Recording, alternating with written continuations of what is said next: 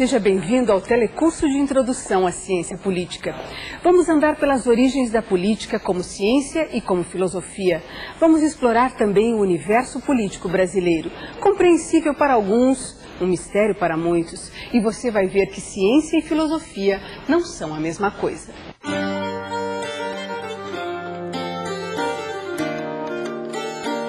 Quando o assunto é ciência política, filósofos e cientistas andam por caminhos diferentes. Os filósofos pensam o mundo como deveria ser. Os cientistas estudam o mundo como ele é.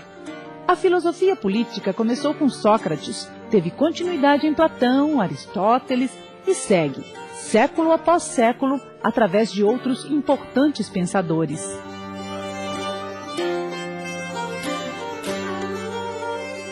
A filosofia trabalha no plano da idealização das verdades sobre os homens e suas formas de coexistir em sociedade. A ciência interpreta o mundo a partir da realidade. Mas a ciência política, ainda que baseada nestas interpretações pragmáticas, não pode prescindir da teoria filosófica consolidada através dos tempos, porque ciência e filosofia aliadas constroem as soluções necessárias aos conflitos sociais e políticos. Não podemos confundir ciência com filosofia. Mas quem vai nos explicar isso de verdade é o professor Otaciano Nogueira Filho. Ele vai estar conosco em todas as aulas daqui para frente. Professor, é preciso mesmo se fazer essa distinção entre o que é a filosofia política, o que é a ciência política. A filosofia é o idealismo, é um ideal de um pensador, e a ciência é a realidade? Exatamente isso. O que faz o filósofo político, o que fizeram os filósofos políticos ao longo da história? Eles idealizaram os modelos de democracia, de autocracia, né? Todas essas palavras de origem grega que nós conhecemos, timocracia, etc. E o que fizeram os cientistas e o que fazem os cientistas políticos? Na realidade, eles descrevem as coisas como devem ser. Então a diferença entre ciência e filosofia está exatamente nessa distinção. A filosofia política estabelece como as coisas devem ser. E a ciência política descreve as coisas como elas devem ser.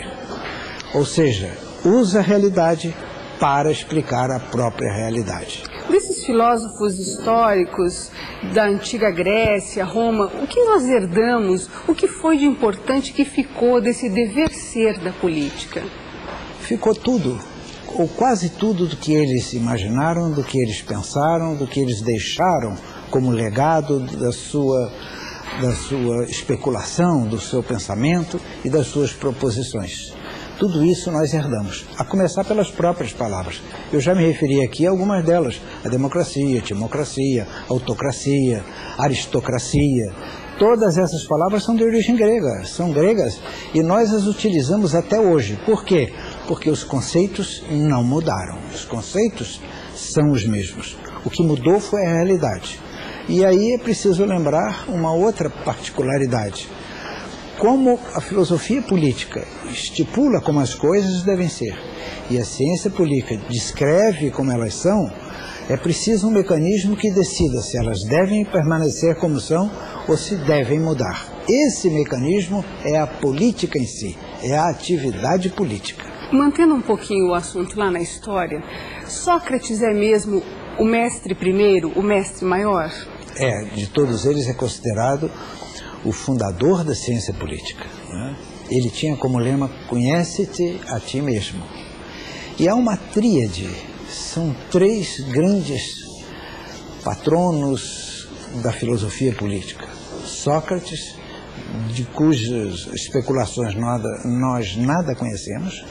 Platão, que foi seu discípulo, seu amigo, seu seguidor, que nos transmitiu tudo o que nós conhecemos sobre a vida de Sócrates, e Aristóteles, que foi discípulo de Platão e complementou essa obra formidável, extraordinária, que Sócrates nos legou e que Platão nos transmitiu. Professor, a filosofia, se ela é o dever ser e a ciência é o que tem que ser, No que se baseiam ou no que se basearam os filósofos também quando fizeram suas avaliações e suas preleções? Se o cientista se baseia no real, no que acontece, no que se baseia o filósofo para dizer isso deve ser assim? Ele formula o ideal.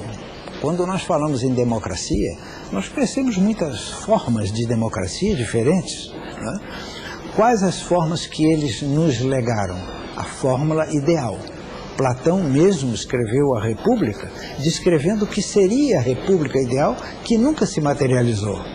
A democracia que nós conhecemos, portanto, é muito diferente da democracia platônica, da democracia de Platão, né? Hoje, o nosso conceito de democracia é muito variável em função da própria ciência política. Quando nós falamos em democracia, falamos em eleição. Quando nós falamos em eleição, falamos em voto, né? No entanto, o voto é um instrumento para se chegar à democracia. É apenas um procedimento. Por isso, essa democracia que se baseia apenas na eleição, nós chamamos de democracia procedimental. E a democracia que permite aos cidadãos participar das decisões políticas é aquela que nós chamamos de democracia decisional.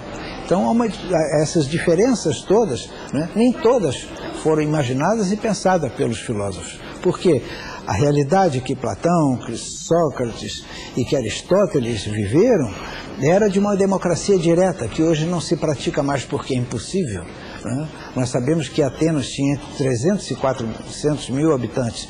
Isso é hoje menos do que a maioria, ou uma grande parte, a maior parte das cidades brasileiras. Então veja que a democracia direta se tornou apenas uma idealização. Mas ao longo da história, ao longo dos séculos, nós fomos aperfeiçoando, melhor dizendo, essa noção de democracia, ou nós convertemos o conceito? Não, nós fomos aperfeiçoando, nós fomos aprimorando. E a história, né, que Cícero disse ser a mestra da vida, serviu exatamente para isso. Para quê? Para que nós utilizássemos o conhecimento que tínhamos da democracia que era praticada e chegássemos à democracia que nós aspiramos, que nós queremos e que nós pretendemos, né? Essa foi a lição que a história nos deixou e que a história nos proporciona. Se a origem vem de Sócrates, quem mais no decurso de tempo da filosofia e da ciência política, quem mais contribuiu? Há inúmeros, uma quantidade imensa. Se nós fôssemos recensear todos os filósofos que contribuíram de alguma forma para o pensamento político e para a realidade política, nós teríamos no mínimo cerca de 900 pensadores, né?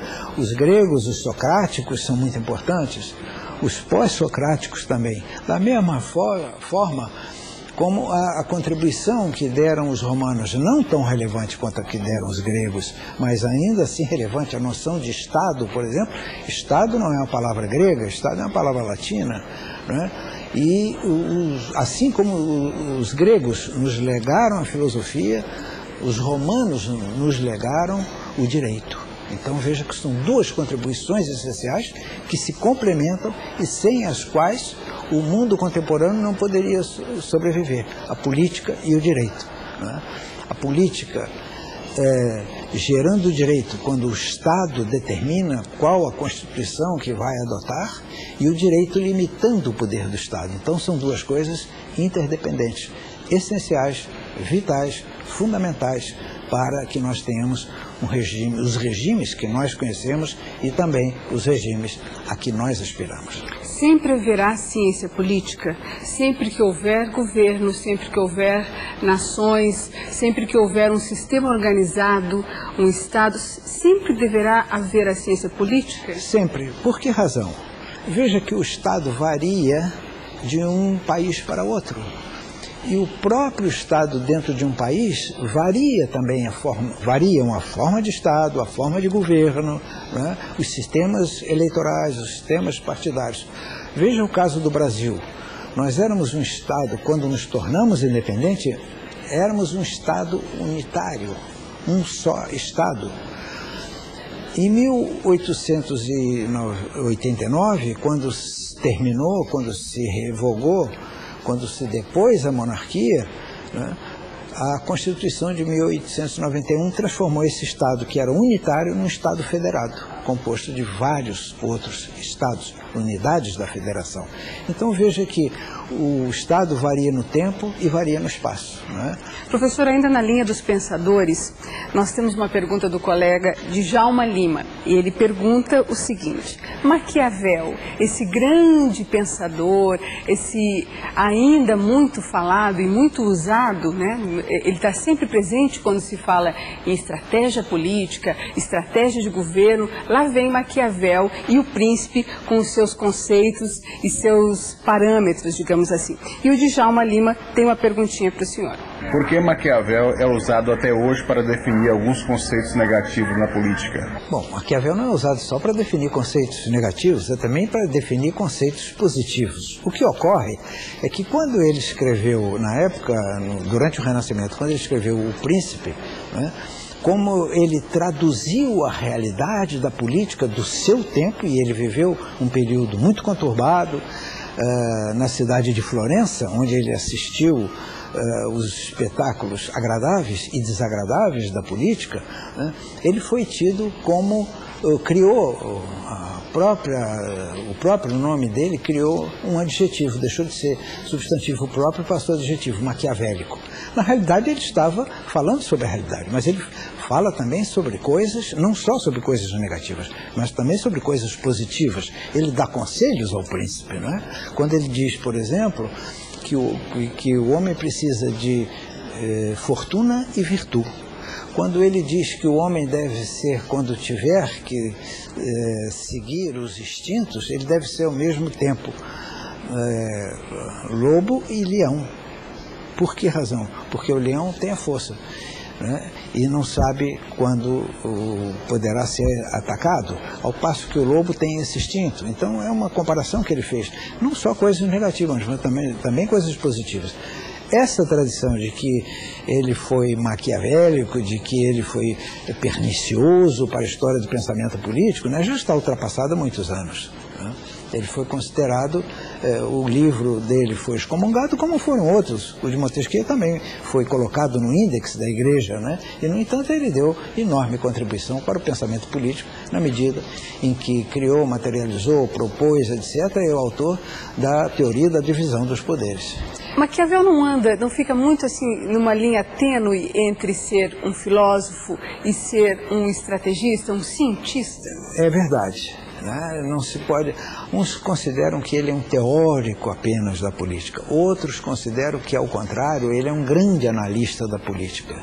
Então há todas essas facetas, essas considerações, essas visões que mostram a importância dele para o pensamento político, né? E mostram, mais do que a importância dele para o pensamento político, a importância para a prática da política, para a atividade política. Quantos Maquiavéis nós não conhecemos ao longo da vida e da nossa existência?